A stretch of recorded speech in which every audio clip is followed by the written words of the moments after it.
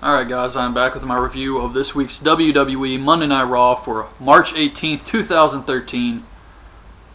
At the end of this show, I was just wondering, what the hell did I just watch here? I don't know what they were thinking with some of this crap, but Cena comes out, and the first thing I noticed was these little white feet hanging above the ring.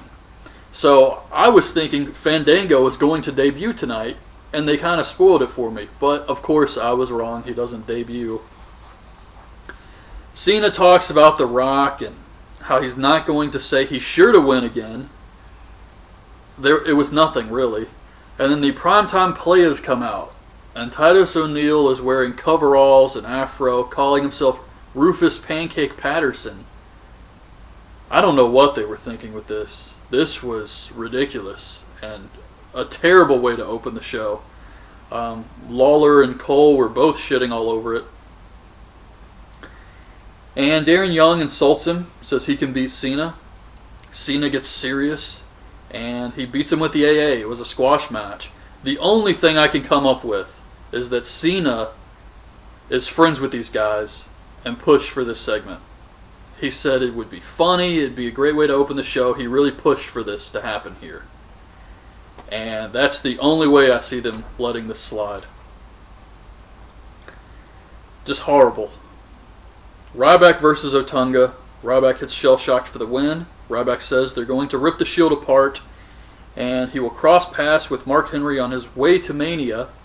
Henry comes out. Vicky and Teddy Long run out to stop him, and Vicky says that she's taking Ryback out of Mania. He's out of the tag match, and if he wants to be at Mania, he has to face Mark Henry. I have no idea why she would do this. It doesn't make sense, but okay. They obviously have nothing else in mind, so Ryback hits shell-shocked on Otunga again, and that was it. I believe that as soon as they brought Mark Henry back, and he was destroying guys, I think the first video he came back, I actually said, I hope they're not making Mark Henry look strong, just so someone like Ryback can beat him. And I'm pretty sure that's what they're going to do now. Fandango versus Khali. He gets a lavish entrance. He's got these streamers on the stage. He's got this little silhouette with some dinky pyro. And he does this thing with Natalya. He wants her to say his name. And she just says, Khali, get him. So Fandango leaves the ring, refuses to wrestle, and leaves. And I have to say, Fandango does have some charisma. And this was kind of funny. But I think they're killing him with this whole not wrestling gimmick, because it's putting a lot of pressure on him to deliver once he finally wrestles. And they've just dragged this whole thing out far too long. Sandow versus R-Truth. Sandow says the R stands for repugnant. And during the match, Sandow just leaves the ring, walks away. Truth wins by countout. I guess this is going to be a WrestleMania match. Another match just thrown on the card of the biggest show of the year. What the hell does this say here? Cody Rhodes is with the Bella Twins backstage. Caitlyn comes up and says they can have his mustache and he can have theirs. Undertaker comes out. He says Punk has one chance to save his soul. He wants the urn. So Punk comes on the Titantron. He's doing a Paul Bearer impression. And I don't know. This actually was offensive. I mean, I know I said last week that Punk was just saying that Paul Bear's not going to be around to see Taker lose, and I didn't think that was too bad, but here, this was definitely offensive. He's dicking around with the urn, throwing it up in the air, and he says he doesn't answer to a higher power. He is a higher power. And if Taker loses by countout or gets disqualified, it's still a loss. And despite all the Paul Bearer stuff, which, I mean, I don't know, it doesn't really bother me because, like I said last week, I still think Paul Bearer wouldn't really mind this. And I don't know, I didn't think it was terrible or anything. And I don't know if they can do any more. I mean, I could see this really pissing a lot of people off, so I don't know if they can take it any further than this. But as far as what they did here, I personally wasn't offended by it or anything like that. And this is the only thing at WrestleMania that I'm actually interested in, honestly. Swagger Del Rio, slightly. But yeah, the Taker Punk match is the only one I'm really into and that I care to watch WrestleMania for right now. And even this still wasn't that great of a build this close to WrestleMania. I mean, Taker really just stood there and Punk was throwing the urn around and that was it. I mean, what happens next? Team Hell No versus Primo and Epico. AJ comes out and skips around. Kane still wins with a chokeslam on Epico. And AJ skips off, and that was it. I mean, this is a lame-ass storyline. The entire, I guess the build, the announcers were building it up as Daniel Bryan made fun of AJ after she had water thrown on her.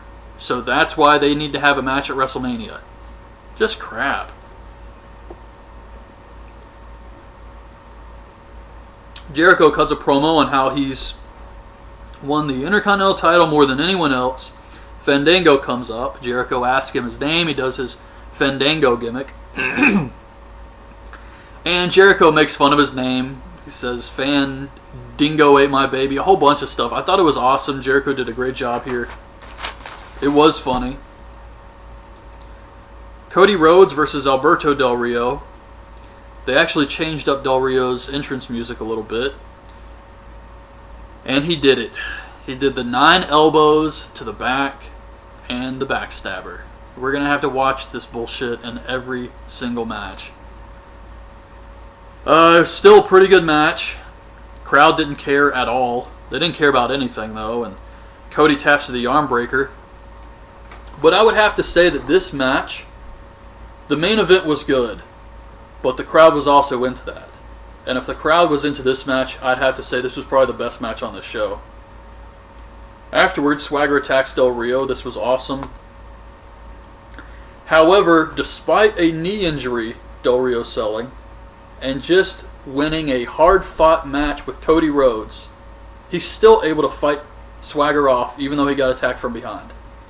So he fights him off, he goes to grab Zeb, and Swagger attacks him from behind, throws him into the stairs, throws him over the announce table, and gets a USA chant. Afterwards, he's leaving with Zeb, and he goes over to Ricardo, and he breaks his ankle. I thought this was very good stuff here. I don't know what they used for Ricardo's ankle, but there was clearly something there because Swagger picked up his leg and then dropped it and picked up the other leg. But man, did this look brutal. This was just sick. He's twisting his leg. I thought his leg was going to come off the way they were doing this. But yeah, very good stuff. Booker T video going into the Hall of Fame. I thought this was awesome. The Hall of Fame is stacked this year for sure. Orton versus Sheamus, or Orton and Sheamus versus McIntyre and Slater. Sheamus bro kicks McIntyre and Jinder Mahal. Orton hits Slater with an RKO for the win. The Shield surrounds the ring, and Big Show runs out, so the Shield retreats. No surprises here. Kofi versus Dolph.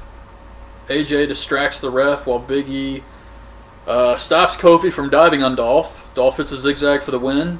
This is 2 matches. He beat Kane, now he beat Kofi. I don't know how long this is going to last, though. Kane comes out and skips around the ring. Not really. Team Hell No just cuts a promo and challenges them to a match. AJ wants to do it at Mania with the titles on the line. Team Hell No accepts. Like I said, lame storyline, weak build. Miz versus Barrett versus Jericho for the Intercontinental title. The champion didn't even get an entrance, by the way. Miz gets Barrett in the figure 4. Jericho breaks it up with the line salt. Miz hits Jericho with a skull-crushing finale. Barrett runs in, rolls up Miz, gets the win. He never used the bull hammer. Afterwards, as he's leaving, he says, I didn't even need it. Didn't even need it. And I thought that was good. But it was a good match, and the crowd was into this one. And then we get Triple H and Paul Heyman's contract signing.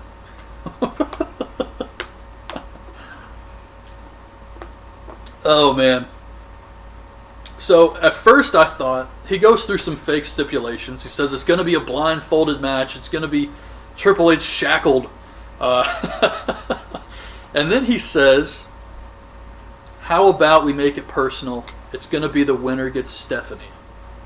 And I thought this was the stipulation. I thought that was it. I didn't know he had something else planned and this was just a swerve or to piss Triple H off. But then I was thinking, well, he told him the stipulation before he signed the contract, so maybe they botched it or something. But I thought that was the stipulation, and then he said, wouldn't it be fitting if the loser gets Stephanie? Which I thought was a great line. So Triple H snaps, he beats up Heyman's security, he manhandles Heyman. It was actually disturbing. He's ripping his clothes off, Heyman's bleeding a little bit on his forehead. It was really brutal. But Heyman was still doing such a great job. He was really selling this. He kept screaming, Brock, save me, Brock. And then he's looking at Triple H and he just says, I hate you. I thought it was good. But Brock eventually comes out after Triple H signs the contract. And he's got a chair. Triple H pulls out a sledgehammer. And Heyman reveals the real stipulation is it's a no-holds-barred match with Triple H's career on the line. So, that's it. I mean, I was kind of disappointed. I mean, it could be a good match, but I'm not expecting a lot out of it. And No Holds Barred was kind of predictable. I didn't want it to be Hell in a Cell, but No Holds Barred just kind of seems too easy, maybe. But anyways, that was Monday Night Raw. Average to below average show. Didn't really do much for me personally on the build for WrestleMania. And I have to say, some people may like this build. They may think WrestleMania is shaping up to be a great show. All I can say is how I feel about it personally. And I just am not interested in WrestleMania right now.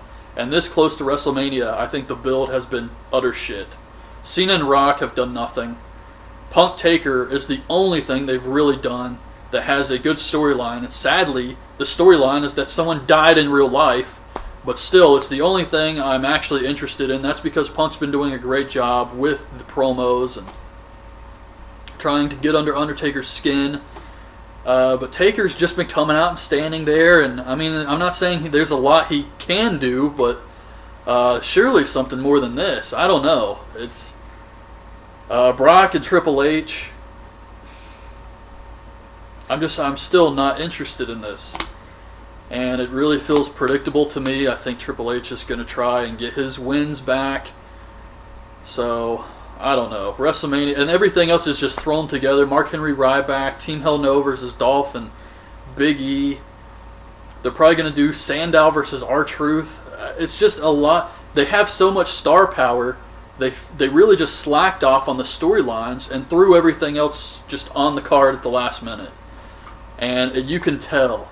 But this Mania, God, I thought with all this star power, there's no way they can fuck this up. And they have. I mean, this is not shaping up to be a good show.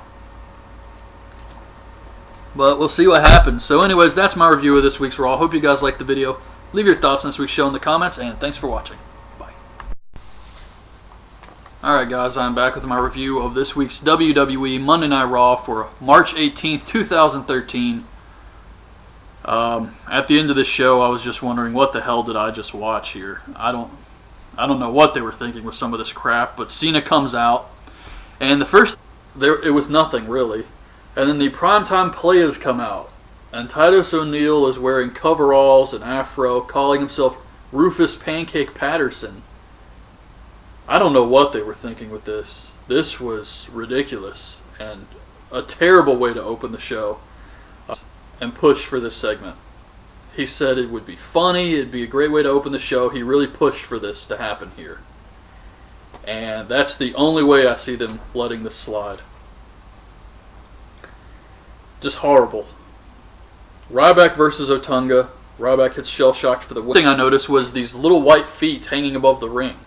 So I was thinking Fandango was going to debut tonight, and they kind of spoiled it for me. But of course I was wrong. He doesn't debut. Cena talks about The Rock and how he's not going to say he's sure to win again. Lawler and Cole were both shitting all over it. And Darren Young insults him, says he can beat Cena. Cena gets serious, and he beats him with the AA. It was a squash match. The only thing I can come up with is that Cena is friends with these guys,